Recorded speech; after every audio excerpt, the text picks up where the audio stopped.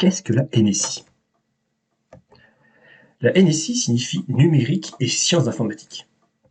C'est une spécialité, une des spécialités ouvertes depuis la fin du lycée. En première, 4 heures sont dédiées à cette spécialité, et en terminale, 6 heures. Ça, c'est spécifique, enfin, c'est le cas de toutes les spécialités. Au collège, vous avez déjà connu Scratch, un peu de robotique. Au lycée, vous avez découvert le langage Python, en particulier en mathématiques. Vous avez aussi découvert la SNT. Alors, il faut bien comprendre que la NSI est différente de la SNT. La SNT, l'objectif, c'est de créer un citoyen, faire de vous des citoyens éclairés du monde numérique qui vous entoure. Le but de la NSI est différent. Le but de la NSI, c'est, comme c'est une spécialité, c'est faire de vous plus des spécialistes en informatique.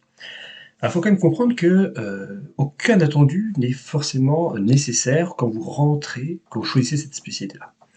On va reprendre forcément toutes les bases, même si vous avez fait peu de Python en mathématiques, même si vous ne maîtrisez pas trop l'outil informatique, ce n'est pas grave puisqu'on va retravailler cela. Alors simplement, si, évidemment pour vous, allumer un ordinateur, c'est y mettre le feu. Pour arriver au programme, à la programmation qui va être nécessaire et attendue en NSI, ça va demander de votre part beaucoup de travail. Mais sachez que aucune connaissance n'est indispensable au début d'année. Toutes les bases d'entreprise, retravaillées. La NSI va porter sur les 4 concepts de l'informatique. Les données, les algorithmes, les langages et les machines. D'abord les données. Il faut savoir que dans le monde réel, on a plein d'objets différents, des nombres, des textes, des sons, des images. Dans le monde informatique, on n'a que des 0 et des 1. Et donc, l'objectif, c'est de comprendre quel lien on peut faire entre ce monde réel et celui numérique. Nous verrons ça en NSI. De plus, dans le monde de tous les jours, d'énormes quantités de données sont produites. Maintenant, il faut savoir apprendre à les gérer. Et on verra en NSI, surtout donc en terminale, comment on apprend à gérer ces données.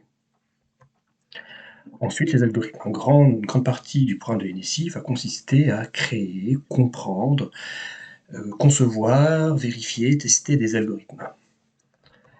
Par exemple, des algorithmes de tri. En première et en terminale, plusieurs algorithmes de tri vont être étudiés, développés, et on pourra justement, à travers ces algorithmes-là, découvrir d'autres notions importantes en informatique, comme la complexité par exemple. Ce qu'on découvre aussi en programme de première, par exemple, c'est l'algorithme bouton. Alors, si vous avez faim de découvrir ce qu'est cet algorithme-là, cette notion-là, ça sera en NSI que vous pourrez le découvrir.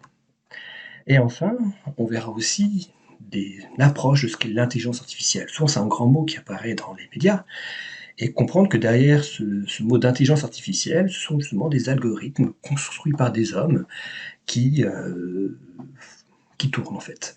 Et dès la classe de première, en NSI, on peut voir justement un premier algorithme servant en intelligence artificielle. Les langages, c'est un autre domaine important de l'informatique. Donc déjà, les langages de description qui vont permettre, par exemple, à travers le HTML et le CSS, de pouvoir créer un site web. Vous avez déjà vu un tout petit peu ceci en SNT. En NSI, le but c'est d'aller un peu plus loin, donc être capable de créer un mini-site, une mini-page web. Il y a aussi des langages de programmation. Donc la plupart de la programmation se fera en Python. Donc le langage que vous avez découvert en seconde, en mathématiques, et ce langage-là que vous avez travaillé tout au long du lycée, puisque c'est le langage de programmation du lycée. Nous verrons aussi un peu le JavaScript, qui est un langage de programmation qui va être utilisé pour rendre des pages web dynamiques. L'autre point qui est au programme, c'est la notion de machine. Donc comprendre déjà quelle est l'architecture des machines, d'un ordinateur.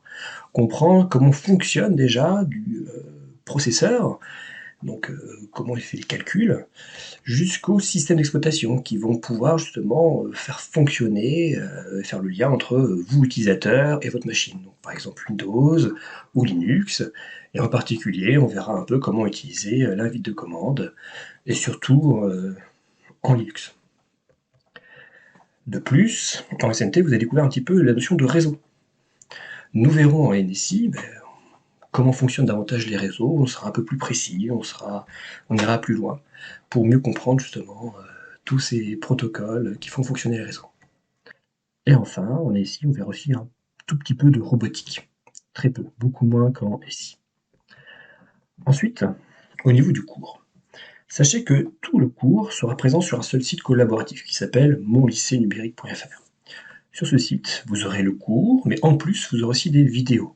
Ces vidéos-là permettront de retrouver le cours fait en classe et de permettre de retravailler en autonomie des points sur lesquels il y aurait nécessité, par exemple, de se remémorer des notions. Des vidéos aussi vont être là pour corriger certains exercices. Donc sachez justement que sur le site, il y a l'intégralité du cours et il y a aussi l'ensemble des exercices qui vont être travaillés sur les 2 années de LICI. Chaque exercice dispose d'une correction. Pour débloquer la correction, il va suffire d'avoir un code. Ce code-là sera donné progressivement au cours des séances. Et comme ça vous permet de retravailler en autonomie les exercices. Sachez aussi que le site comporte des parcours différenciés, c'est-à-dire que chaque exercice, et même chaque partie, va être accompagné de balises.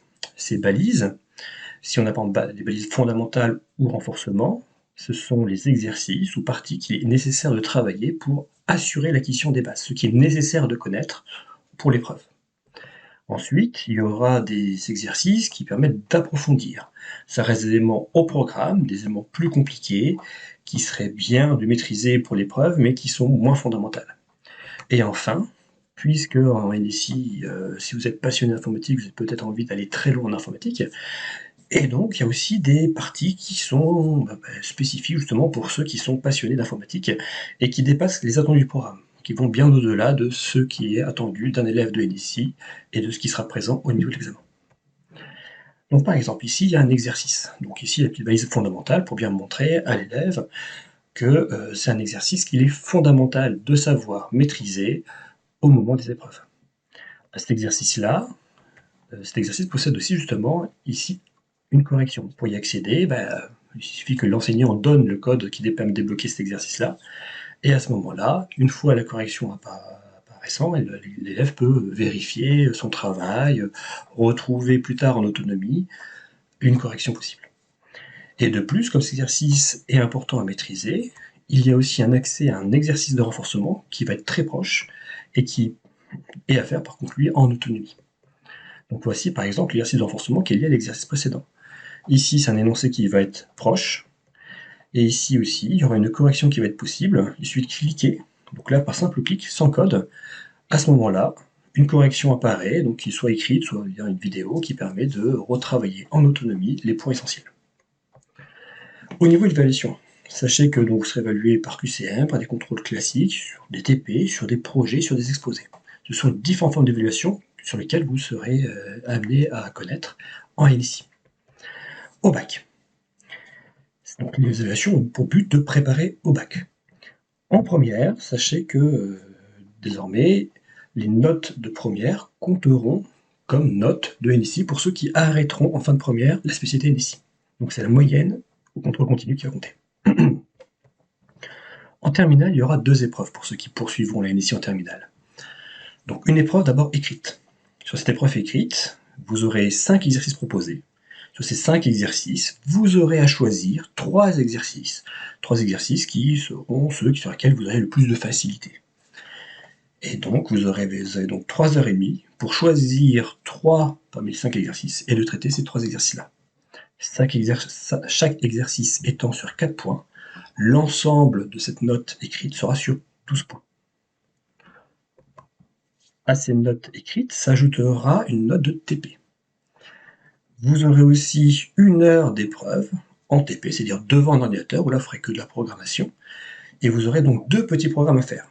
Donc, vous aurez des sujets qui seront choisis au hasard, et le premier exercice du sujet, ça sera, on vous demandera en fait, comme il me le montre l'exemple ici, vous aurez à programmer une fonction qui aura été sûrement vue durant l'année, une fonction assez simple en fait, où là vous n'êtes pas guidé, vous devez reprogrammer une fonction déjà faite, enfin un programme déjà vu durant l'année. Vous avez aussi des exemples de tests pour vérifier que ce que vous avez créé comme fonction marche bien. Le deuxième exercice, par contre, lui, peut correspondre à des programmes qui n'ont pas été vus durant les 2 ans de NSI.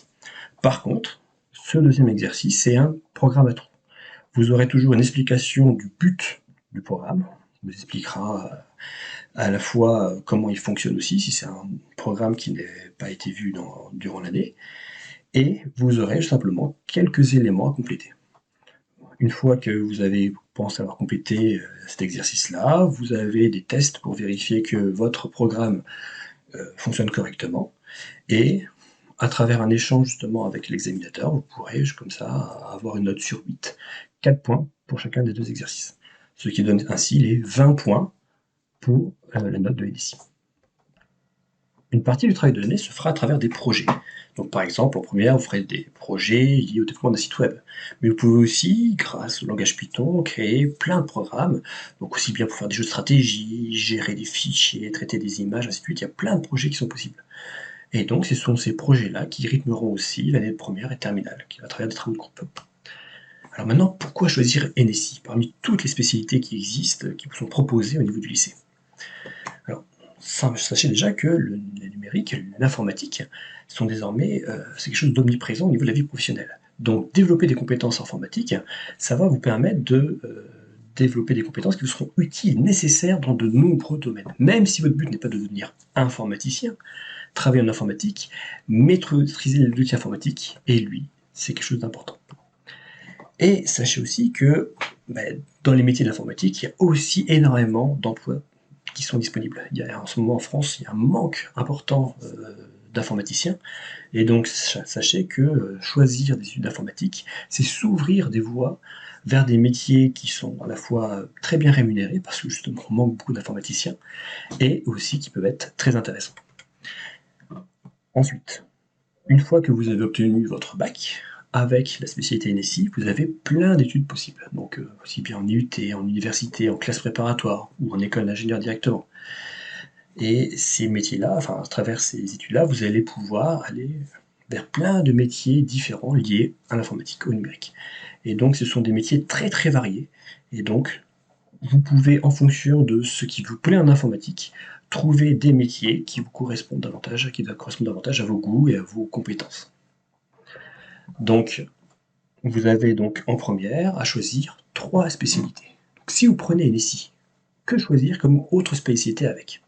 Alors ça dépend vraiment de votre objectif après le bac. Si votre objectif est de continuer l'informatique, si vous savez que vous allez sûrement vouloir travailler dans le monde informatique, alors il va être important à ce moment-là, sûrement, de coupler la NSI avec les mathématiques. Parce que plus vous allez monter en informatique, plus vous allez voir que les mathématiques sont nécessaires à la conception, à l'étude d'algorithmes. Si par contre l'informatique est vue pour vous comme un outil pour développer des compétences qui vous seront utiles dans plein d'autres domaines, alors à ce moment-là, peu importe la spécialité à laquelle vous allez coupler l'informatique. Et donc ici vous avez par exemple un ensemble d'exemples possibles de différentes BUT, donc diplômes délivrés à l'UT, de différentes licences ou de classes préparatoires que l'on peut atteindre, avec laquelle on peut accéder une fois que l'on a eu un bac avec la spécialité NSI et couplé ici avec différentes spécialités. Alors sachez justement et que il y a des études qui sont faites pour savoir quelles sont, une fois que vous avez fini vos études, quels sont les domaines, les branches qui permettent d'avoir un taux d'accès à l'emploi important, quels sont les salaires que l'on a au bout de 2 ans et demi d'études, de 2 ans et demi après la fin des études. Et donc les études qui viennent ici du ministère de la Recherche, c'est gouvernemental, montrent que les disciplines, les études qui permettent d'avoir des salaires les plus rémunérateurs sont les mathématiques et l'informatique. Et donc c'est pour ça que, vu les manques d'informaticiens actuellement sur le marché du travail, et ça depuis des années, et sûrement pour des années encore à venir, c'est la raison pour laquelle n'hésitez pas à vous lancer en informatique si vous voulez avoir justement des métiers qui peuvent être intéressants et très rémunérateurs. Alors maintenant aussi, on a souvent une fausse vision de l'informatique. Pour beaucoup, l'informatique, c'est quoi? C'est un monde de geeks, de personnes un peu qui ont des problèmes d'hygiène, qui ne pensent qu'à l'informatique, qui sont collés aux écrans tout le temps. Voilà un peu l'image que l'on a en gros de l'informaticien. Et c'est aussi un monde dans lequel les femmes n'ont pas leur place, un monde d'hommes en fait. Et cette vision-là est une vision totalement fausse. Une vision qui a été construite culturellement, et en particulier depuis les années 70. Sachez que au départ, l'informatique, ici vous avez justement un vieil ordinateur, et on voit ici sur ce vieil ordinateur des gens qui travaillent. Ces gens qui travaillent, ce sont ici que des femmes. Pendant très longtemps, c'est-à-dire jusqu'aux années 70, l'informatique était un monde justement avant tout féminin, où il y avait énormément de femmes qui y travaillaient. C'est-à-dire que, jusqu'aux années 70, les personnes qui étaient en contact et qui faisaient l'interface avec l'ordinateur, c'était justement des femmes. Ici, des femmes qui règlent ici, des connexions, qui règlent différents éléments qui permettaient de gérer ces énormes ordinateurs de l'époque. À partir des années 70, et à partir en particulier justement du PC personnel, de l'ordinateur personnel, pardon, à ce moment-là, les hommes ont commencé à davantage monopoliser ces métiers d'informatique. Et c'était aussi devenu des métiers beaucoup plus rémunérateurs. Et donc, depuis les 70, c'est cette vision que les hommes seraient, enfin, le monde informatique sera un monde avant tout d'hommes. Donc, sachez que c'est avant tout une construction historique et culturelle. Jusqu'aux années 70, c'était un monde dans lequel il y avait énormément de femmes qui y travaillaient. Et sachez aussi que, par exemple, en Asie du Sud-Est, ça reste un monde dans lequel il y a énormément de femmes qui y travaillent. Donc c'est pas parce qu'en Occident, on a une vision maintenant avant tout masculine et genrée de l'informatique que cette vision-là serait réelle. C'est une fausse vision du monde informatique. Et donc, en particulier, en tant que femme, sachez qu'il y a énormément de postes qui sont cherchés d'informaticiennes, parce que dans beaucoup d'entreprises, la diversité culturelle, genrée, est quelque chose qui va apporter à l'entreprise. Et donc beaucoup d'entreprises cherchent justement à recruter à compétences égales, justement des femmes. Et donc n'hésitez pas à vous lancer aussi en informatique, c'est pas du tout réservé aux hommes. Donc ne vous laissez pas tromper par les fausses visions sociétales sur l'informatique. Le monde de l'informatique, c'est aussi un monde ouvert aux femmes. Et sachez aussi qu'en informatique, il y a un deuxième biais aussi, c'est un biais socio-culturel. Sachez aussi que d'après les premières études qui ont été faites sur la NSI, ce sont surtout les catégories socio-professionnelles les plus élevées qui envoient leurs enfants en informatique, en NSI. Pourquoi? Parce que déjà, premièrement, ils sont au courant du fait qu'il y a beaucoup de salaires, de très hauts salaires, beaucoup de postes très intéressants qui sont liés à l'informatique. Et donc, c'est pour ça que ces familles-là disent à leurs enfants d'aller en informatique. Aussi sûrement parce que ils ont aussi un accès naturel, un accès à la maison, aux outils informatiques qui font qu'ils ont peut-être une aisance en informatique importante. Mais profitez vraiment du fait que désormais l'école a décidé justement de mettre en œuvre, de développer l'informatique pour permettre justement à chacun et chacune de pouvoir aller vers ces métiers-là. Avant, pendant très longtemps, il n'y avait pas, très peu d'éducation à l'informatique au lycée. Depuis la réforme, la NSI a été mise en place justement pour permettre à chacun et chacune de se développer ses compétences informatiques. Et donc, n'hésitez pas à venir en informatique pour justement développer vos compétences. Et donc vraiment, l'informatique, enfin la NSI est faite pour chacun et chacune. Enfin, dernier argument peut-être pour vous convaincre que l'informatique est faite pour tous et toutes. On a tous quelque chose en nous de Tennessee. Donc voilà, comme le chantait un vieux chanteur, on a tous quelque chose en nous de NSI.